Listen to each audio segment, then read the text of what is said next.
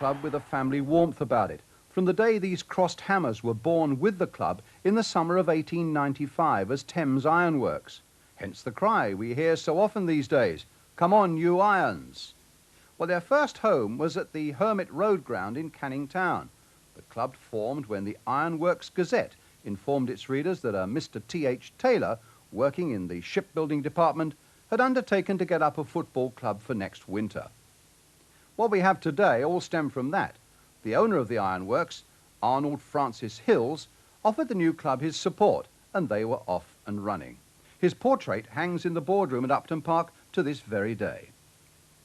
There's a story that this team actually played a floodlit game back in December 1895, with light bulbs strung on a row of poles and a ball regularly dipped in a bucket of whitewash. Soon they moved to a new stadium, the Memorial Grounds, also in Canning Town. Arnold Hills wishing that as well as the Ironworks football team playing there, they should also be athletics and cycling in the stadium. In 1898, they were admitted to the Southern League, and on the 5th of July 1900, the Ironworks team became a limited company known as West Ham Football Club. Incidentally, one of the directors in 1900 was J.W. Jimmy Kearns, the grandfather of the present chairman, Len Kearns, and there's been a member of that family on the board from that day to this. Sid King, whose playing career was cut short by a badly broken leg, became the first manager, and he remained secretary manager until 1933. That's him in the back row on the left, in the suit and the trilby. And he was in charge when in September 1904 they moved to the present Berlin ground, and this is the earliest picture of it, taken in 1905. Popular players came and went, none more so than the splendid centre-forward named Sid Puddifoot. His goals helped give West Ham a stature that eventually saw them elected to the Football League in 1919. 4 years later, they were at Wembley for the stadium's first FA Cup final. By now, Puddifoot had moved to Falkirk, but Ted Houghton, a goalkeeper who was to play 13 seasons for West Ham, had arrived. George Kay, a wonderful centre-half, came from Belfast Celtic, and he eventually became Liverpool's manager and won the 1947 championship for them. The legendary goal scorer Vic Watson, he'd cost £50 when signed from Wellingborough, and he scored over 300 goals for West Ham and later Southampton. Sid Bishop was a talented wing-half, and Jack Tresidden was a partner in the half-back line. And flying down the left wing was Jimmy Ruffle, spotted in the Ilford Electricity Works 11, and Jimmy made 548 appearances for the club, a record finally beaten by Bobby Moore in 1974, and then overhauled by Billy Bonds. So, off to the 1923 Cup final, the first held at Wembley. So that's what the best-dressed footballers of 1923 were wearing, as the Hammers made a pre-match inspection of the pitch.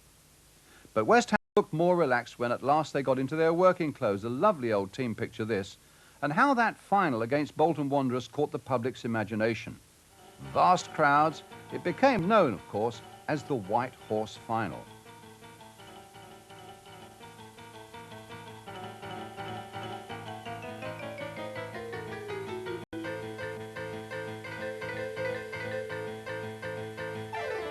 West Ham lost it 2-0. The players received no bonus, their usual £8 wage packet, but they went on that season to reach the First Division.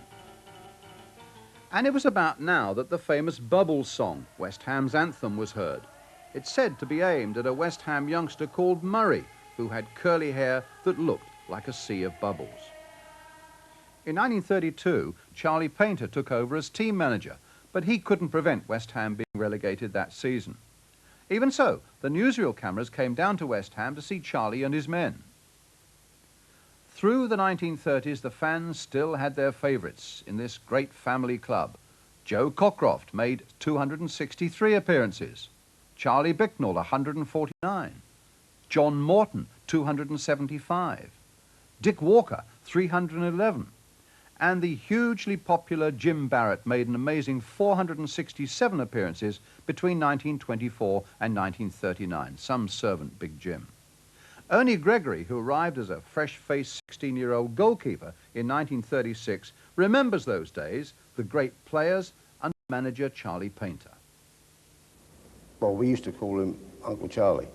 And he really, you know, really looked after us. And if we'd done anything wrong, he put us in our place, and he really had a go at you. But after that, fair enough, everything's okay. And he really looked after to make sure everything was right. And put the discipline there. I don't think I missed a coach or missed a train all the years I played, the 24 years I played.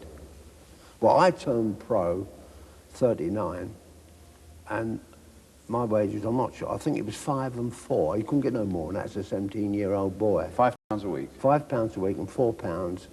£5 in the first team, £4 in the reserves. And that was money, it was great. You know, I mean, that's when I bought my first Crombie overcoat, and you could go to 50 Bob Taylor's, and that's it. And, oh, he was well off, you know. Did he get good players together? Len Gordon played for England, inside left. Jackie Morton, outside left, played for England. And he had a little fella playing behind him, Joe Cockcroft. I think he should have been playing for England. That was a triangle movement, a really fantastic three. You had Dick Walker, a centre half. We bought Archie McCauley from the Rangers, inside right. And young Norman Corbett, he come in to the side. So he had the makings of a good side. But 1939, war came along and spoilt it all. Wasn't there a fella called Barrett? Jim Barrett, he was the skipper for 11 years, West Ham, as centre half. Dick Walker took over in 36, yes, 36, but Jim was a wonderful character, really a comedian, and great player. And I had the luck to play behind him as a kid, you know, about 15, 16-year-old, and what a wonderful experience it was. He used to talk to you all the time, putting you in the picture, you know, and telling you where to put the ball, and really helping you a lot. And when you look back, do you think footballers in that lifetime of football that you've enjoyed, do you think footballers in your playing day were probably even happier than they are today? I personally think so. We used to enjoy our football. We used to love it. Never think, no, I suppose we were a bit silly, really. You never thought about money until you come round the way. You used to get paid every Tuesday. You used to have a little envelope. Today you need a case. So they were happy days. Manager Charlie Painter looked to men like Len Goulden, a chirpy inside forward later to join Chelsea, as he built for the future. Ted Fenton arrived in 1933. He'd been a West Ham and England schoolboy, and he would eventually take over from Charlie as manager. And Ted Fenton was in the side when West Ham went to Wembley next. It was June 1940. Dunkirk had just been evacuated, the Battle of Britain was about to begin, but West Ham had business in that famous old stadium against Blackburn Rovers in a wartime replacement of the FA Cup. The kick-off is at 6:30. West Ham are expected to win, and they hardly disappoint their fans. Right from the start, they seem to have that little extra brilliance, which puts them just on top of the hard-working, energetic Blackburn Rovers. But right from the start, it's a grand game. Time and again, West Ham attacked with short passes down the centre. Time and again, they looked like scoring, only to be frustrated by superb work by Barron in the Blackburn goal. But always there's the threat of one of those West Ham drives breaking through. And after 35 minutes, one does to put West Ham 1 up.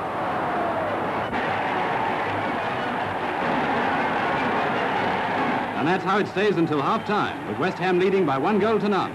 In the second half, Blackburn get in some superb spells of attacking, and once or twice they come very near to getting an equalising goal.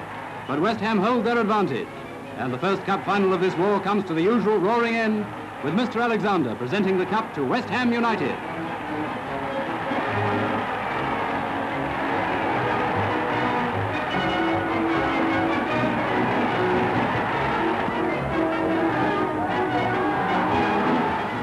Sammy Small scored the goal that brought much-needed celebration to a soon-to-become battered East End of London. Indeed, before the war had ended, a flying bomb had demolished part of Upton Park. And by now, a young amateur named Eddie Chapman had joined the club, and he was to stay with them as player, then secretary, then chief executive, through to the mid-1980s. He helped Charlie Painter get players together for these wartime games. The famous old chicken run had to stay roofless, but through the late 1940s, West Ham remained just an average second division side. This is a moment from a match against Spurs, another second division side then. And here, the visitors were Coventry City. In 1950, Ted Fenton returned as West Ham's manager, still in his 30s, when Charlie Painter retired. Now it was a time for building for the future. And just look at the talent. In the back row from the left in this 1955-56 team, Dave Sexton, John Bond, Ernie Gregory, Malcolm Allison, Noel Cantwell and Frank O'Farrell. And in the front from the left, Malcolm Musgrove, Harry Hooper, Billy Dare, John Dick, such a prolific scorer, and Ken Tucker.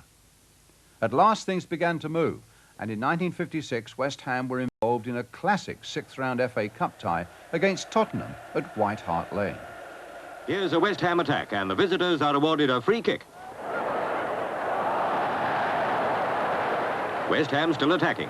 Billy Dare passes out to the left wing, and in front of the Spurs goal mouth, it's centred again for a duel between Fone and goalie Reynolds. Now to Harry Hooper, who shoots, but the defenders clear it to left winger George Robb, who takes it away. West Ham's right wing Hooper passes to John Dick. Dick to Fone. Fone back to Dick, who shoots, and it's a goal. And when Dick does it again within 2 minutes, Spurs really have to look to their laurels. They counter-attack fiercely. And the attack nearly comes off, but the ball is handled. Spurs appeal for a penalty, which the ref allows. Tommy Harmer takes it and scores. Spurs 1, West Ham 2. But wonder boy John Dick does the hat-trick, and now Spurs are again 2 behind, but not for long. From a corner kick, Spurs winger George Robb heads it in for the 5th goal in 16 minutes. Second half, and the excitement's terrific. Another Spurs corner, but it's cleared to Ken Tucker, who wriggles past the attackers, while West Ham supporters breathe again. Now it's Spurs on the defensive again, but the ball goes over the bar. Spurs right wing on the move, all out for the equaliser. And from Robb's pass, Len Dukeman bangs it home. Sadly for West Ham, Spurs won the replay 2-1 at Upton Park, but the seeds of success had started to take root. Early in the 1957-58 season, West Ham lost Malcolm Allison, struck down by tuberculosis, and his influence had been enormous. And in October, they bought Vic Keeble, a centre-forward from Newcastle United, for £15,000. He scored 19 goals in 29 games, and by the end of that season, West Ham were back in the First Division. Reg Pratt, West Ham's chairman and a lifelong supporter, on the right here with King Olaf of Norway, he put it perfectly. If you want something badly enough, you'll get it in the end, he said. Well, West Ham had waited 26 years for this promotion season. But within 2 years of winning promotion, and after a series of bad results, Ted Fenton had left, and the club was about to embark on a new and exciting era with Ron Greenwood as the manager. He'd been assistant manager at Arsenal, and he was a great admirer of the Hungarian style of play. I had ideas of how a club should be run. I was very continental-minded because of my Hungarian background, and I was very conscious of that. And so I set up the club in the sense of more or less like a continental side, wanted to play that type of football. I had the players. There was a lot of movement. Older players had to go, new players had to come in. But there was a nucleus of young players there, Martin Peters, Jeff Hurst, Bobby Moore, Ronnie Boyce. So that was something to work on. Ron saw West Ham win the FA Youth Cup in brilliant fashion against Liverpool, and then he took his senior players to a club tournament in America that helped them get to know each other and laid the foundations for the new style of West Ham football. We came back the following year and won the FA Cup in 64. The following year in 65 we won the European Cup, beat 1860 Munich at Wembley. And the whole thing was bubbling and everything was nice, and it really was. And the supporters were tremendous because they'd never seen anything like this before. And of course we had players like Moore, Hurst and Peters, Ronnie Boyce, Jackie Burkitt, Joe Kirkup, and Jim Standen, who I'd signed as a goalkeeper, Kenny Brown, John Bond, and the whole thing about it. Johnny Sissons and Nellie Redknapp came from the youth side and played in the first team. The thing was bubbling and what have you. And this went on for quite a while, and we were always entertaining. On the pitch,